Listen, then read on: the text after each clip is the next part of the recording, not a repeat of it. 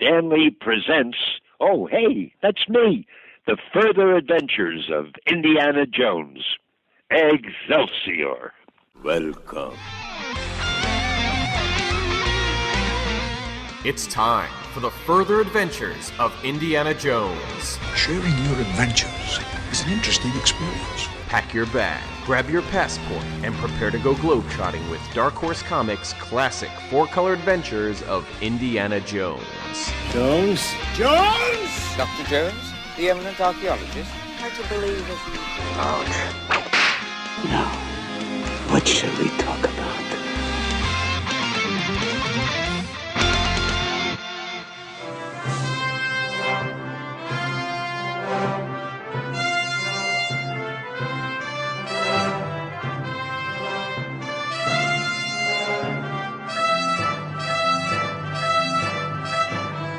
Welcome once again, IndyCast listeners and Further fans, to the Further Adventures of Indiana Jones. I am Joe Stuber. And I am Keith Voss. Oh, Further fans, it's so good to be back. We are back. Yes, we're not Arnold, back. but we have...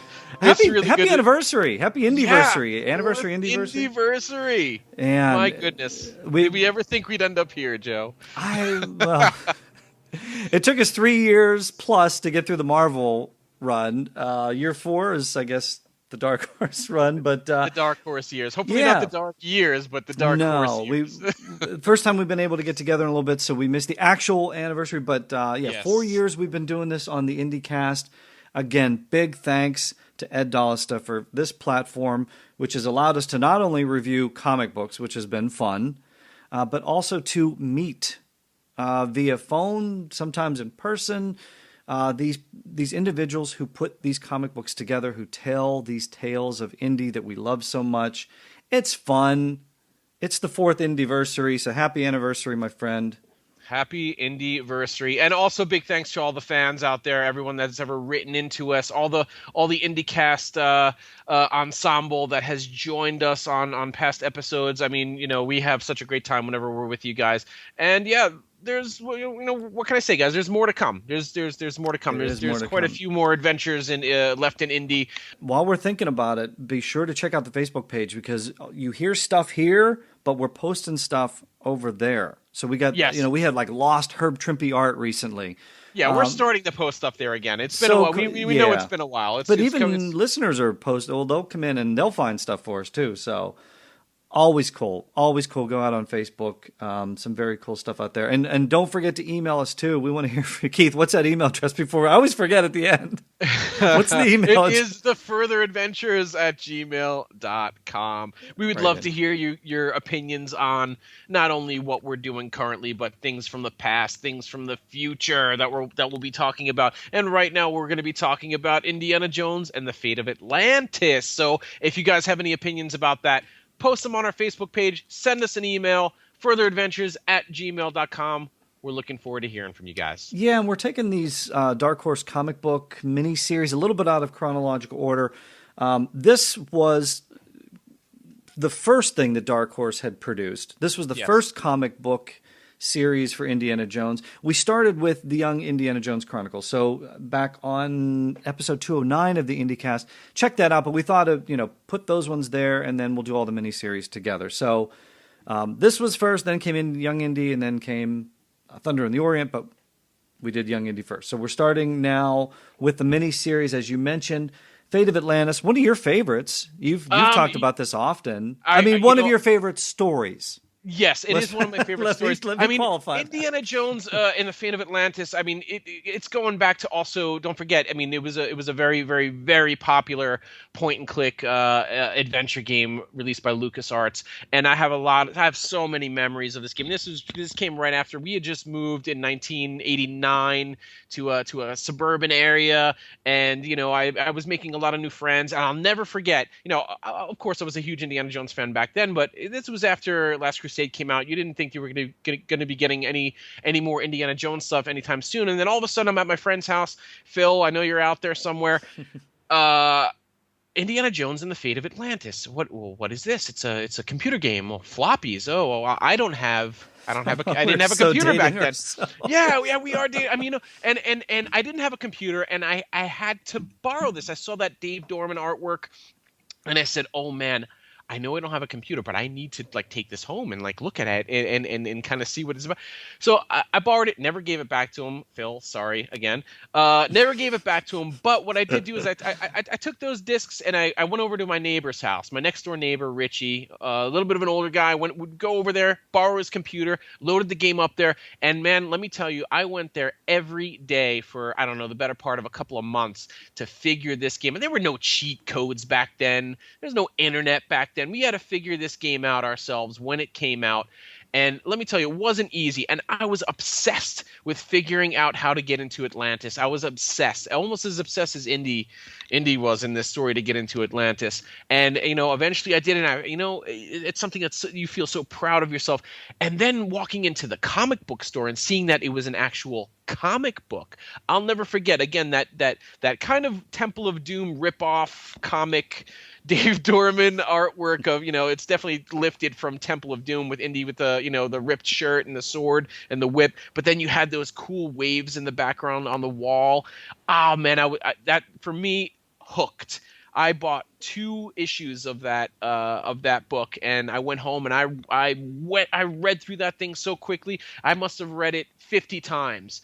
And back then that was just one of my favorite Indiana Jones stories for sure. Now, revisiting it for the show, I have to say, my opinion has changed a little bit. I mean, with this 4-issue series. What about you, Joe? I mean, when was the first time you actually got to read this? I mean, what was your history with Fate of Atlantis? Never played the game. You never played that game? Nope. Sorry. Oh man. So your opinion of the book, we have lots to talk about then. Well, I get in some respects we do, in some respects we don't, because to this day I haven't played it. Do you have a Wii? I have. Here's the thing: I have a Wii. I have the Emperor's Tomb. It's you can unlock it. No, that's Staff of Kings. Or you have okay. So that's right. Yeah. The only reason why I bought Staff. Here's the limited knowledge of Indiana Jones video games. I think I have them. I don't know that I've played all of them or finished them. Definitely the Super NES games, but I know that it's an unlockable version in there. Only reason why I bought Staff of Kings. Yeah, I never played it. Here's the thing: you mentioned the time period, so set it in the time period, and I think I've referenced this when we talked about Young Indiana Jones. After Last Crusade, my Indiana Jones fandom couldn't have been higher. It was amazing. And then Young Indy was coming out. I covered this a little bit before, but I still wanted Last Crusade Indy. And it was more educational. Yeah. And so you had a lot of things coming out around this time.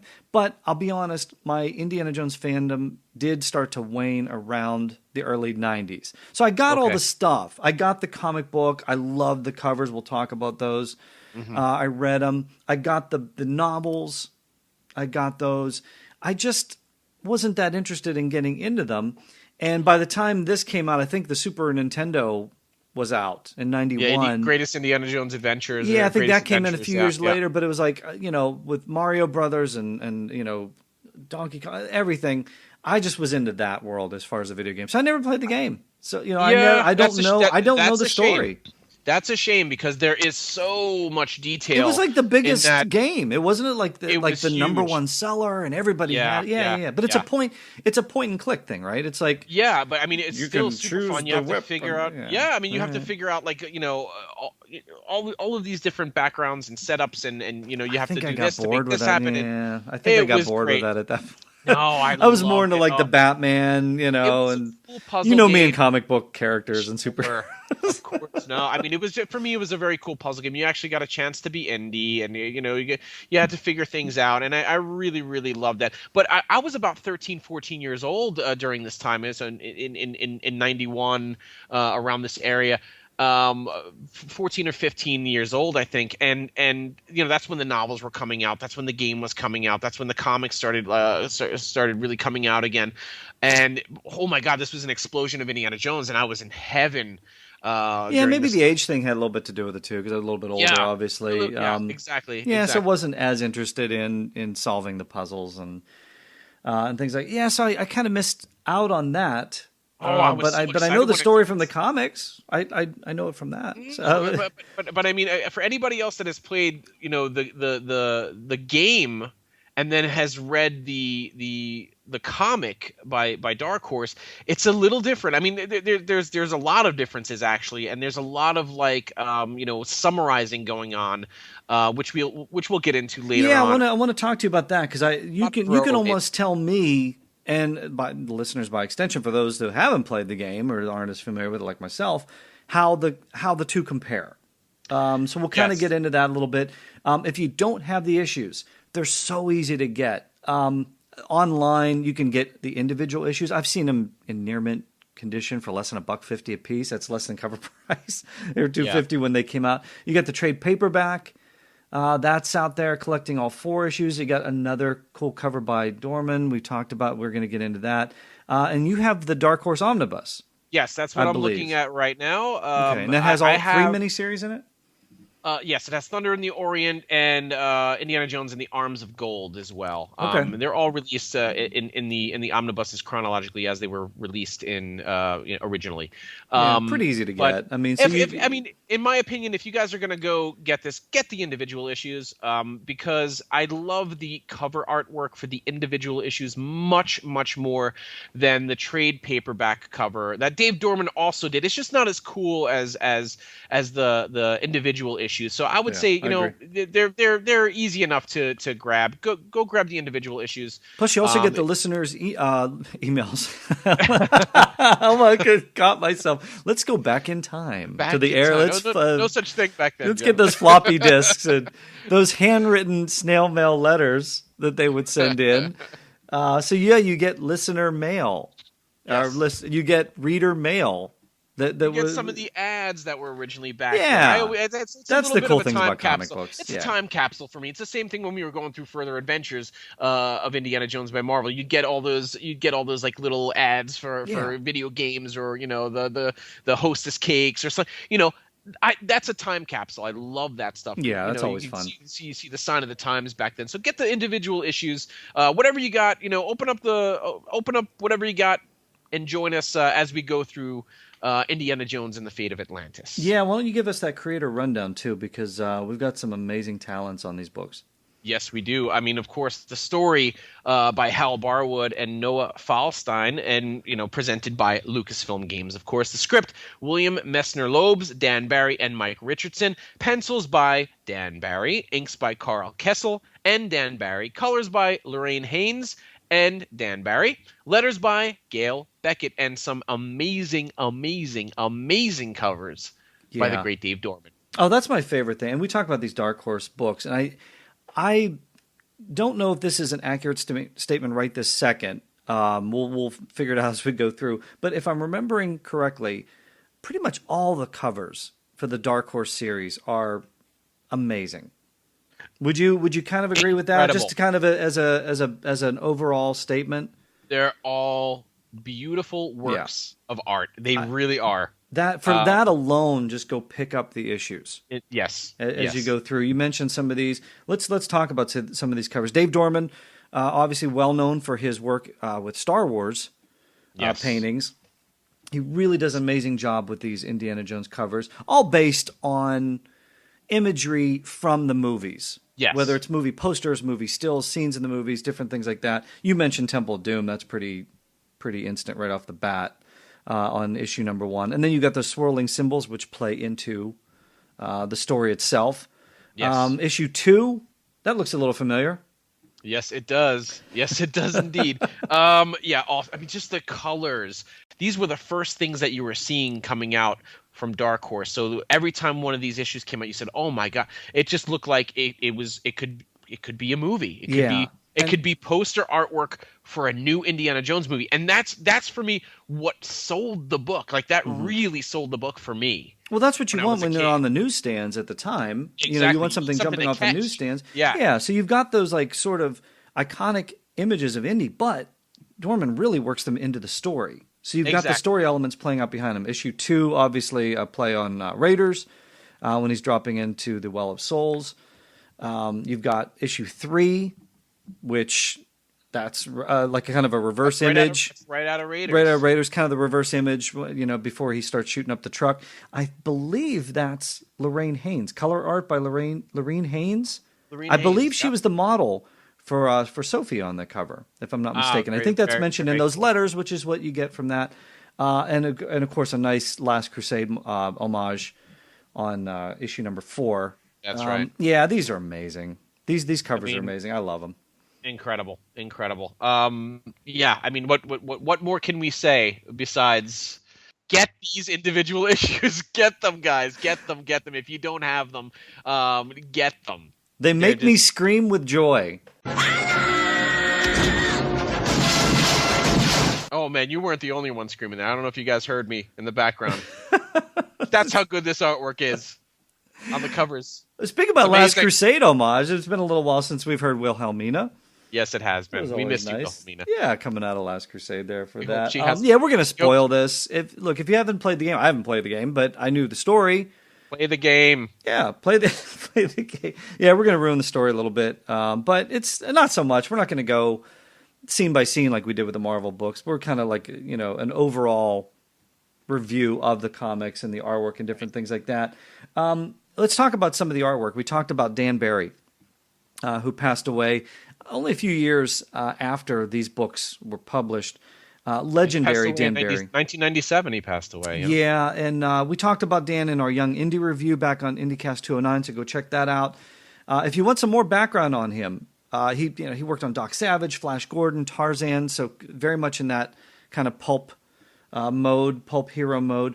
Again, 209 of the IndyCast, but you can also check out an article on Indiana Jones arriving at Dark Horse when they were kickstarting this book, and a chat with Dan Barry. They talked to him in Amazing Heroes issue 189, so you can find that online. That also has a great cover with Indy on it. Really that's cool a one. Great cover. I have that issue back in the States. That is nicely protected. I really love that artwork. And also, Joe, back on IndyCast 209, we commented in that episode that we wanted to see Dan Barry tackle Indy in something other than a straight-up adaptation of the TV series. We got that with this miniseries, Fate of Atlantis, and the one that follows after this, Indiana Jones and the Thunder in the Orient. Yeah, that was the thing with the Young Indie books, is that they're fine, but like we mentioned in our review, they're all just adaptations of episodes. So he was kind of locked into those things, and it's like, well, if you could just say, here's the world of Indiana Jones, and I'll be honest, Dan Barry nails it in these books. Oh, without a doubt. I'm telling you that right now. I love the artwork. Is it spitting image of Harrison Ford? Not in every shot. Is it spitting image of Marcus? No. He looks a little bit like Nixon in a couple shots. But yes, he does. Yes, he does. But the spirit, that pulp character, the spirit is there. I think some of the shots do look a lot like Harrison Ford, or at least capture the essence of him. His looks and different things like that. Yes. Yeah, we were talking about this a little bit before we started recording the show, and I felt that there wasn't a lot of Harrison in Dan Barry's Indiana Jones, but I'm kind of okay with that in this case. I don't know why. I think maybe the mannerisms and how just the character was drawn, it didn't necessarily have to be Harrison. The way that he was drawn in certain poses, the way he would crack his whip, the way he would swing across, the way he would talk to people, the way I felt he captured the essence of the character brilliantly. Yeah. Did it look exactly like Harrison? Like you said, no, not really. But here it works. Yeah. Whereas sometimes in the Marvel, the old Marvel comics, the Further Adventures, maybe they didn't capture the character completely perfectly, but it looked a little bit more like Harrison. So we always get a mixed bag when it comes to these things. But in this book, I'm really okay with it. It wasn't something I was thinking about too much rereading it again. Yeah, and it's kind of done in that almost, I don't want to say animated style, but toward that. So you don't always get like the stubble. We see and things like that. So that kind of draws you away from it a little bit. But I just thought with the combination of, and we talk about the writing, William Messner Loebs, If he's on Facebook, I think he's under Bill Messner Loebs on Facebook. I thought his scripting, his characterizations of Indiana Jones and all the other characters around him, combined with that artwork, that to me brought the character to life. So I did see this as a movie. I did see this as the sequel we didn't get. I always saw this as the fourth. I mean, I'm sure many other fans out there feel the same way.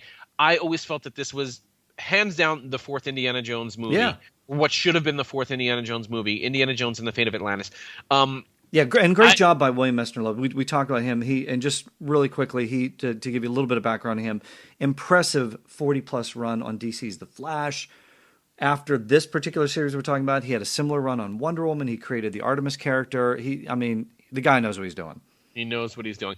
Did you get the feeling when you were reading these books, maybe originally, that you were kind of reading like a newspaper serial the strip? Yeah. Yeah. Well, you look at Dan Barry. Yeah. I mean, that's with Flash Gordon and Tarzan. He did that. That was the strips, which the works comic perfectly for Indiana Jones. So I like it. Yeah. And me too. I love it. I feel like the story, the way everything is laid out here, down to the splash pages, everything flows perfectly. Yeah, and everything flows perfectly. You get that option with a 4-part miniseries, with a 6-part miniseries, as these are. We always mentioned in the Marvel run, how cool would it have been to do that. That was John Byrne's thought. We need to have these multi-part arcs. A lot of times they were single issues, maybe 2 issues. You're jamming a bunch of story into there.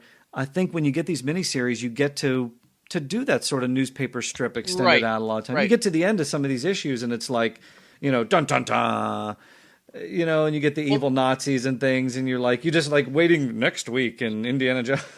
Well, that's something I wanted to talk to you about, actually, is that since you haven't played the game, you don't realize how massive this story actually is. It is a massive story. I kind of get a sense of it in issue 2. Yeah, well, in issue 2, they're kind of just like, I mentioned before that things flow quite well, but if you don't know the whole story, you do realize, wow, there's lots of stuff cut out of this. And yeah. I'm kind of confused why in the next series, I believe Thunder in the Orient they gave that 6 issues, didn't they? They gave Thunder in the Orient.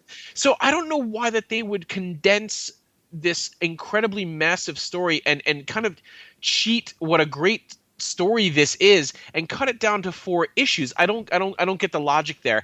I think that this I'd like what they did with the 4 issues. I just feel that the story could have breathed a little bit more with 6 or even 8. Yeah, and you're coming at it from a perspective that I don't have because I'm not familiar with the game. Matt, it's a very it's a puzzle solving game. They go to a lot of places, and as you get in, I think issue 1 is stellar. You get into issues 2 and part of issue 3, and Indy and his partner in this, Sophia Hapgood, who is a fantastic character, by the way. I love this character. She comes in a few other adventures down the line. Even better in the game. Even better in the game. I got to play the game.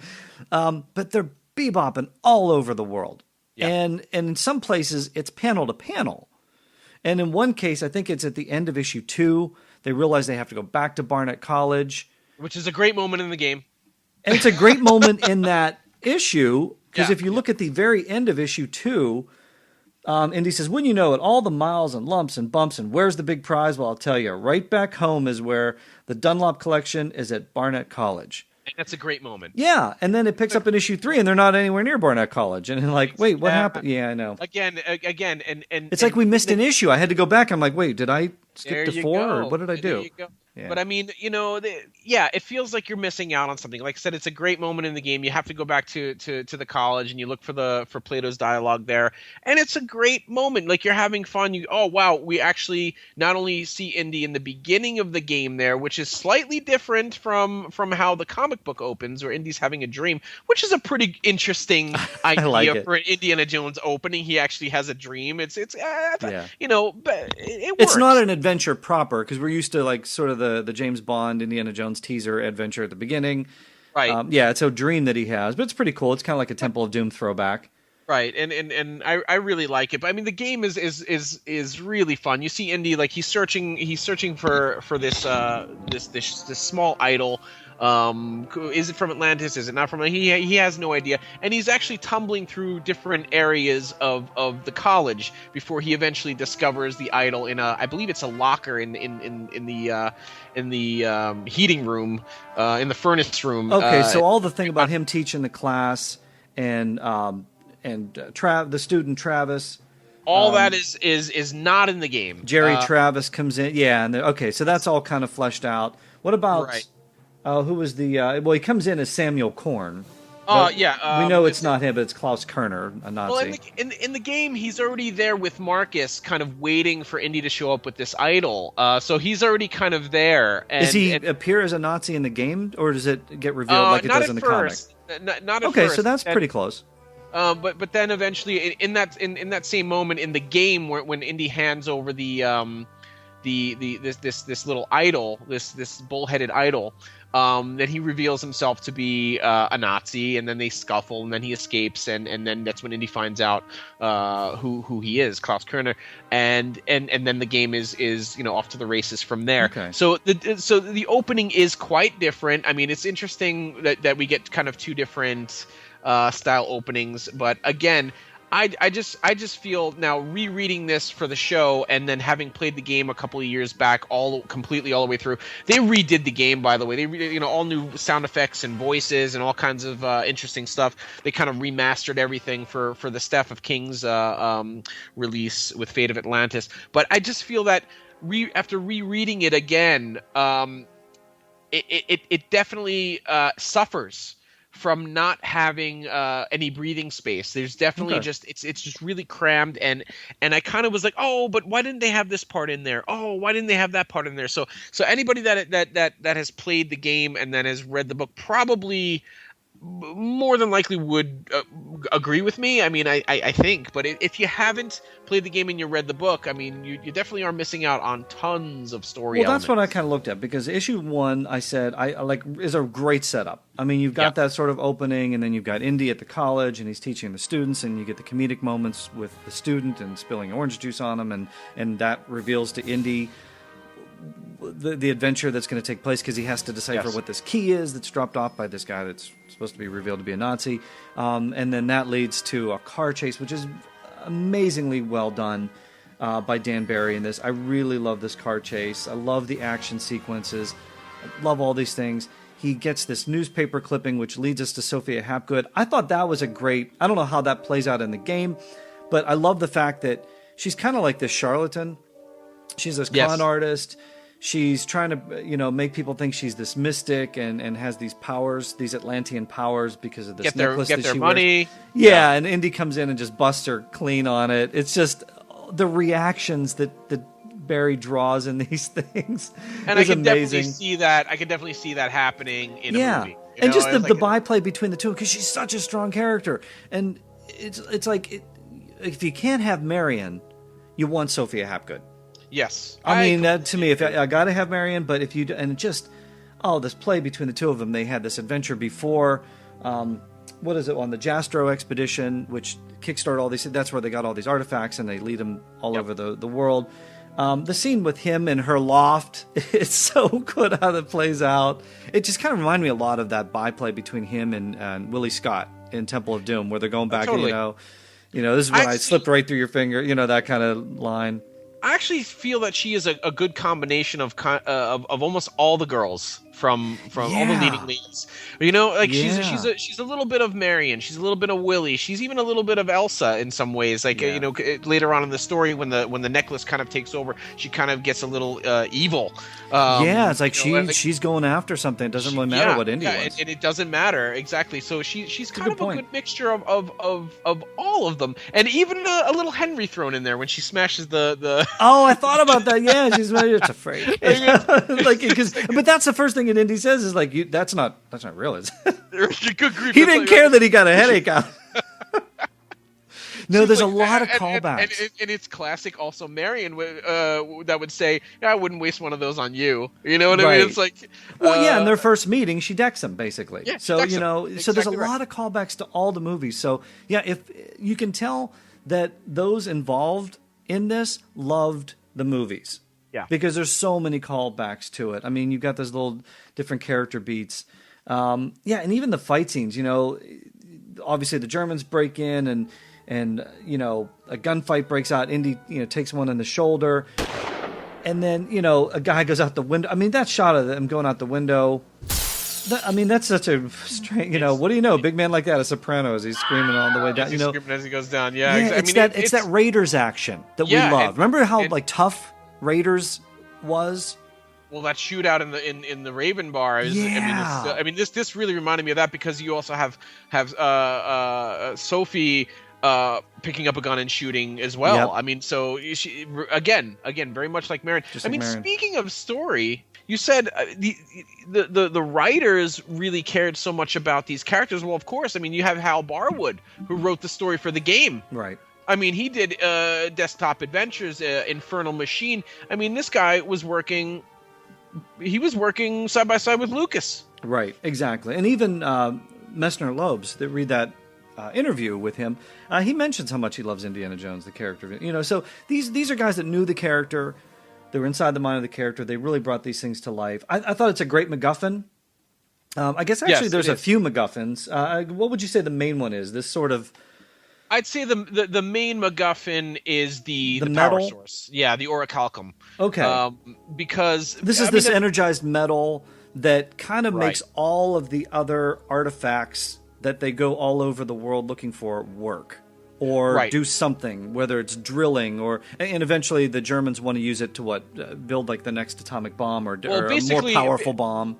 Basically, it's an energy source that doesn't have any radiation, no lead shielding, no byproducts, and it's much more powerful than Hahn and Strassmann's atomic reaction. So that's why they're obsessing with with getting this power source so they can win this nuclear race. I guess you can say, to be the first to have this power source, and they believe that Atlantis is where it's located. Yeah, and again, as these issues play out, we get into issue 2, and it's you get more Nazis coming in. Indy's in the hospital recuperating. Somebody comes in and tries to take him out. It's just amazing. The reactions too when Sophia comes to the rescue of Indy and hits the Nazi over the head with a purse.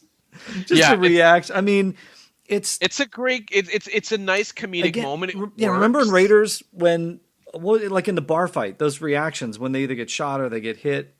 It's such a violent scene, but then there are those comedic beats that almost decompress it a little bit. Exactly. So that it's not too extreme. And it's just I get that sense of it in these issues. I completely agree with you. Yeah, the guy that gets hit over the head by Marion with the torch. And then he just kind of collapses. Yeah, so you get those little beats, and it's just and it works. It works. If you liked that stuff in Raiders, there's no reason why you wouldn't like it here. It works. Right. It definitely works here. And you do get Indy and Sophia in a lot of different environments, and that's a little bit where the book goes off track for me when we get into issue 2, because like you said, I know. I get a sense that they're solving puzzles and that it's based on a video game and you have to solve puzzles, but they're almost from panel to panel or page to page. They're bebopping all over the place. We're in Iceland. There's this pit that they go into. There's Forrestal in there. Thorskald. It's just that beat, where he finds him frozen there, and he, it just reminded me so much of Forrestal on that. But yeah, you get competitor. He's a competitor. He was good. He was very, very good. And now he's very, very frozen. He's very, very cold. Yeah, but you get those images. Indy, gets blasted through the geyser, which that kind of reminds me of Crystal Skull, like some foreshadowing of Crystal Skull as it comes in. There's a couple of little Crystal Skull moments. Yeah, there's how they play into it. So yeah, just some of the things that Indy even says, like, "Oh, that hurts" in the beginning, right. Like in the very first page, the I guess that God says something like "throw him to the crocodiles," and he's like, "Oh, that hurts," Right, like, ouch. So again, if he said these things in Crystal Skull, they are channeling the character. It's not too like Spider-Man-y, which we've complained about before, and where he's really given like certain quips. Like it does seem like that's something Indy would say. It's the spirit of the character. It's the spirit of the character. That's exactly right. That's exactly right. And so then in between, I guess, 2 and 3, you get these 2 storylines playing out. So Indy and Sophia are really globe hopping. I mean, it's so fast. And like you said, another issue or 2 would have really fleshed that out. I would have liked to have seen why they were there, a little more background on the characters they meet, the artifacts they get. They just kind of pick up these pieces, and then it starts to feel like a video game. It starts to feel like I picked up this piece. What's the next piece I got to pick up? Marcus goes to, is he in Mexico? I think he's in Mexico, and he's picking up a piece. I think he went he's in Spain, and Indy's in Mexico. Spain. Exactly. They're all over the place here. And it felt a little Last Crusade to me at that moment. It's like, so I felt like... And he finds love with Conchita. Yes, he did. Great. Say what you want. The great comedic moment with Marcus and Conchita. I would say Conchita finds love with him. The other way around, because it's a great shot of Marcus. It's funny, like he's sweating and that looks like Marcus. It's funny. Yeah. It's funny. I mean, I felt like it's something that because you don't really have Marcus along with you. I guess it depends on which path. Like, there's different paths that you can take in the game, like a fist path or a wits path or things like that. So on certain decisions that you make early on in the game, that lays out the rest of the game for you. So if you say, screw it, I just want to knock a guy out, like then you're going on the fist path and you just solve all the problems with your fists. Or if you start solving puzzles, like, by saying certain clever lines from the options that they give you, then you go down more of a wits path. You go, so I don't know if Marcus was even in certain parts of the game. I just felt like he didn't need to be there. Like, it's very Last Crusade, like you said. Yeah, very Last Crusade. Definitely not completely necessary, but it was nice to have him there. It is, and again, you have to flesh some of these things out. So you've got this sort of Last Crusade moment with Marcus. You get another Last Crusade moment as we go to Leningrad, where we meet up with Sala. Vladimir Radichenko.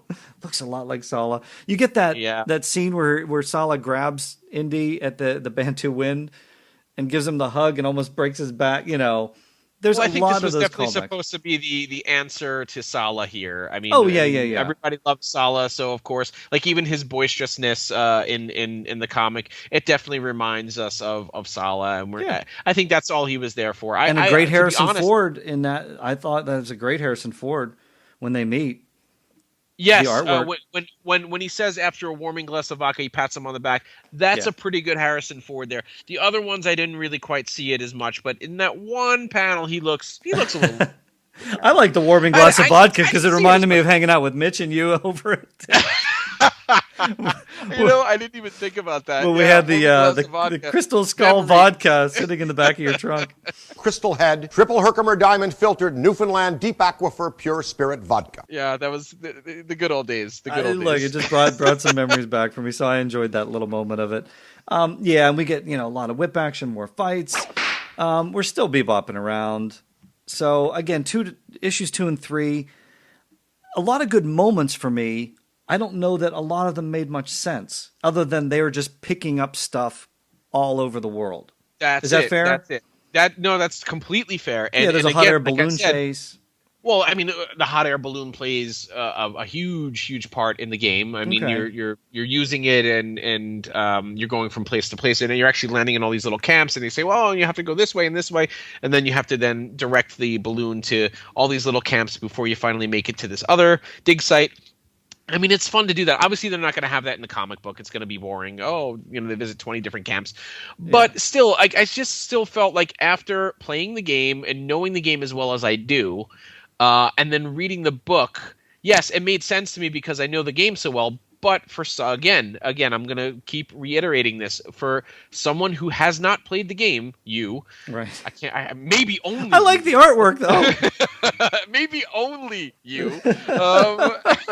Fair enough. God. Any other indie fans out there listening that have not played Fate of Atlantis, please write in. I assumed I was the only one, and until I hear differently, I'm fine with it. Though I mean, it's. I'm enjoying Dan Barry's artwork. It does bring a lot of these things alive. I don't know why they're in Morocco.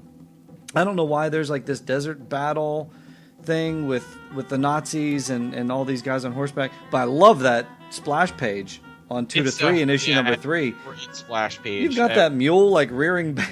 Yeah, baring his teeth. You got Sophia. She's amazing looking. Indy looks perfect. Yeah, I love that. So it's a great piece of artwork. Again, Yeah. there's definitely no complaints about this about the artwork throughout this book. I mean, it for me, then it changes slightly when we get to issue 4. The art changes just a little bit, the style changes slightly, but not so much that it's gonna detract from your enjoyment of the story, hopefully. No, and again, you get Indy in other environments too. You get Indy underwater in like this big scuba suit, and we do eventually get to Atlantis. Yes. It's very cool, and then like there's like these little pellets of this energized metal that you just kind of you just drop it in and it makes things happen. So again, it feels very video gamey, but at the same time, there's that whole crazy stuff's going to happen at the end of an Indiana Jones movie, and that's fine. It's very evocative of the trilogy, which exists at the time. Again, I really like the artwork in this. I mean, some of these like collage pieces that Dan. I mean, he just went nuts with this thing. I love when Indy first gets in. When Indy gets into Atlantis, finally finds all those deformed bones and all the minotaurs on the wall, and I really loved the technology that the Atlanteans had, like that very, very I think cool. I wanted more of that. It just in the game you get tons more of it. You actually have to put together like robot. You have to find pieces of this robot like throughout Atlantis. You put this robot together. It's such an this robot comes to life game. and kills the Nazis, and it's like a couple of panels. So exactly. But I mean, it's there's just so much going on in the game. There's a lot going on. But I really love the whole technology aspect of like there's supposed to be this paradise which Sophie explained in the beginning of the book. It was a paradise, it was a utopia, and we get to see kind of what really was going on there. And again, a callback, a little bit, not a callback to Crystal Skull, but a reminder of Crystal Skull. They were visited by aliens. They were visited by aliens, and they wanted to be like these aliens again. These aliens left them, the Great Horned Ones, I believe they were called. They left. They wanted to kind of bring that back to their society, so they created this god machine, and they tried to make themselves into their image, which turned out horribly. It went horribly wrong for them. Anytime you try to be godlike, we know what's going to happen. That's right, and we know what's going to happen. I mean, this is a great story point for an Indiana Jones movie. The villains get their comeuppance in a horrific way. Talk about the space between spaces all you want, but we've talked about this. What was it, in issues 3 and 4 with Stonehenge? In the Marvel run, and we've talked about it here, so it's not the first time in the world of Indiana Jones. There's always been an allusion to extraterrestrial beings or interdimensional beings, whatever you want to call them. That has been in our history for ages. So why not work it into an Indiana Jones story? I mean, it seems to kind of make sense. Why wouldn't you? Yeah. But I think in an Indiana Jones adventure at this point, I love the artwork. I love issues 1, part of issue 2. It goes a little bit off the rails. But I think I want less MacGuffin-y and more just pure action. Because you think about Raiders. I mean, go back to the purity of Raiders. Really, the Ark of the Covenant. It's You know what I mean? Yeah, it's a chase. It's just a chase. It's all the kind of things that happen, and I like that. Original Fury Road. Yeah, there you go. The original Mad Max Fury Road. There you go. Yeah. It's a great. If you haven't seen it, go see it. But it becomes less about the MacGuffins, and I think this one is really MacGuffin driven. Because they're just going to collect all the pieces, and it does start to feel like a video game. It does, because you are collecting lots of things in the game, like that. Even that little orichalcum detector, the amber detector, like it turns in the direction of the orichalcum. Like all of these little things, these are all. I mean, Indy had to get like other little items. He had to get the diary in Last Crusade, and he had to get all of these other little things that lead him to other things. But that's true. This one did feel like a little. There was too much of those things, the orichalcum beads and the little idol drills. And lose about 4 of them. Yeah. Like maybe lose about 4 of them if you're going to do a 4-part series. Lose a bunch of these MacGuffins. Maybe make it 2. and Right. it gets him from one place to another. And I thought Plato's dialogue, all of these things that he needed to find. I mean, obviously, you want to keep Plato's dialogue very, again, reminiscent of Last Crusade with his dad's diary, but it still works. It doesn't feel like a complete story point that was ripped off or anything. No, I mean, overall, I'd recommend it. I don't think that this miniseries is greater than the sum of its parts. Well, that's coming from someone who hasn't played the entire game, but I do agree with you. But in this book, if you were just getting the book, I don't think so. You would think then for somebody to get the full benefit from this miniseries, this Dark Horse miniseries, play the video game first to completion, then go back and read the book. I think so. Yeah. Right. I mean, if it's kind of like you remember when Shadows of the Empire came out for Star Wars? It was like this all-inclusive thing. Like they released a soundtrack and a book and a comic and all these all things. These multimedia things. Yeah, there's like this multimedia thing, and like it all comes together, and you enjoy it. It's the movie without a movie. You know what I mean? Yeah. And I think it's the same thing here. There is a Fate of Atlantis soundtrack out there. You can download it. It's out there, folks. Yeah, and you more than likely have heard it playing in the background as we've been talking. That's right. That's right. I mean, how I edit this. Listen to the soundtrack. Read the comic. Play the game. It is an immersive experience. You are missing out a lot. You're missing out on a lot if you're not playing the game. And for me, there's this is the Indiana Jones movie that we never got, unfortunately. I always was hoping that this was going to be the fourth movie, but then what's your pick then? Are we going to see Chris Pratt in Fate of Atlantis? No, because we have Fate of Atlantis. We have it. It's here. We have the comic book. But do you think they'll do an Atlantis-themed story for a future Indiana? We know Disney's doing the movies. Indiana Jones 5 is just, few years away. I don't think so. I mean, if they were, this wouldn't be your pick as much as you love the story.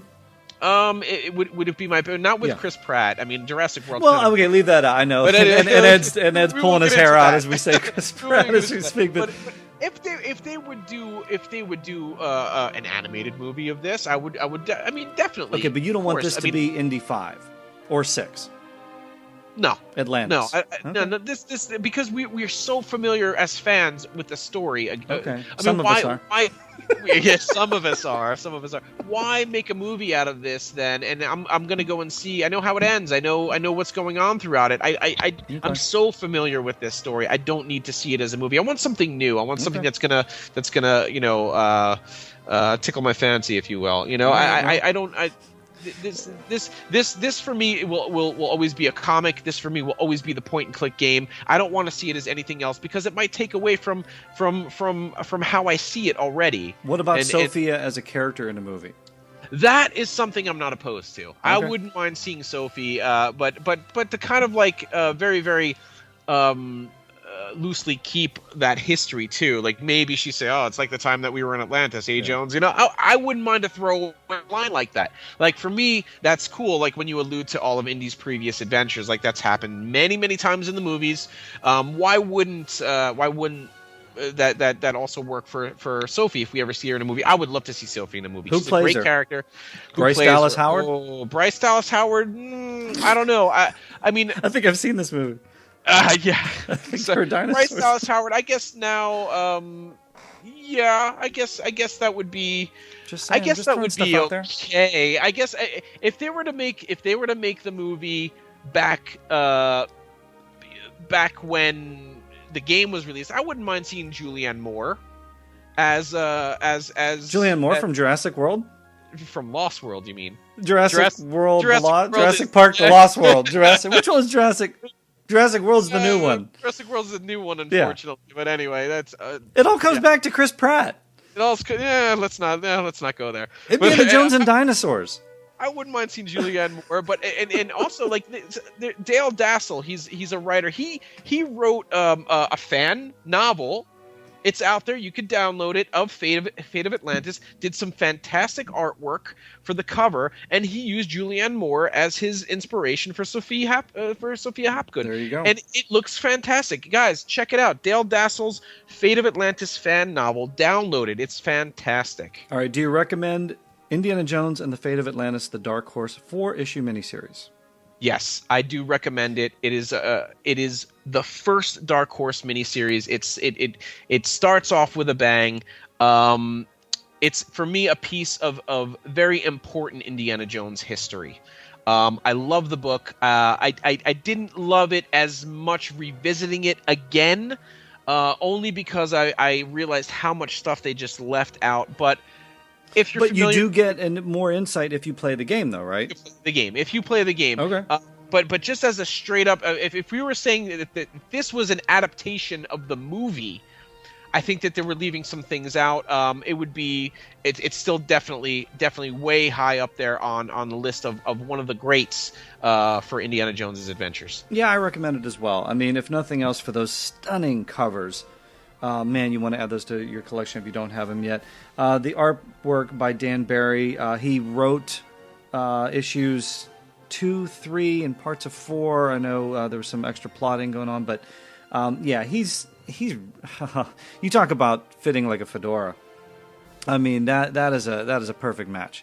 Wish we could have gotten more, but yeah, with Dan Barry, but we will get more. So we recommend this one, and we are definitely going to get more of Dan Barry and more Indiana Jones. Okay, that's it for the day then. Well, as Indy says, that is all the time we have for today. Keith, I really enjoyed going over I know this was one of your favorite stories, and certainly I love the artwork in these comic books. This Fate of Atlantis was fun for me. A little confusing in parts, but then again, what Indiana Jones adventure doesn't have a few strange plot points along the way? That's right. Yeah, I agree, Joe. It was nice going over this with you. It was a nice walk down memory lane for me, just thinking about those first moments when I saw that artwork on that LucasArts box cover, and trying to, those days of trying to figure out certain parts of that game and how to advance. It was really, really great thinking about all those things again. Really great thinking of rereading the story and just kind of revisiting this book. Guys, pick it up. I mean, this artwork is just fantastic. Again, like we keep saying. Yeah, what else can I say about it? I'm looking forward to heading to the Orient with you, Joe. That is, yeah. Well, I'm going to go play Fate of Atlantis. Until then, I'm going to go find this thing. I'm going to try and play a little bit. Hey, look, we're going to meet up with Indy and Sophie again. It's going to be the 6th issue miniseries, so maybe we'll flesh things out a little bit more, as you mentioned, in Thunder in the Orient. That is going to happen next time on The Further Adventures of Indiana Jones.